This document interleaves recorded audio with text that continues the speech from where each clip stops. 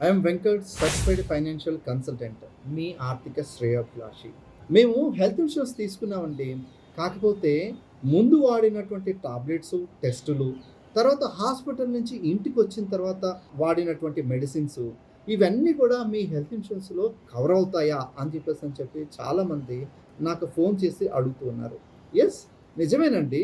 మీరు health insurance తీసుకున్న తర్వాత హాస్పిటల్‌లో అడ్మిట్ అయినప్పుడు రూమ్ రెంట్‌లు, ఎక్స్‌రేలు, స్కానింగ్‌లు, ట్రీట్మెంటు, ఆపరేషన్ ఖర్చులు, డాక్టర్ ఫీజులు, మత్తుమందు ఫీజులు, ఇవన్నీ కాకుండా మీరు ఇంటి దగ్గర మొట్టమొదటి టాబ్లెట్ వాడుంటారే అది, అండ్ లాస్ట్ టాబ్లెట్ వాడుంటారే ఇది.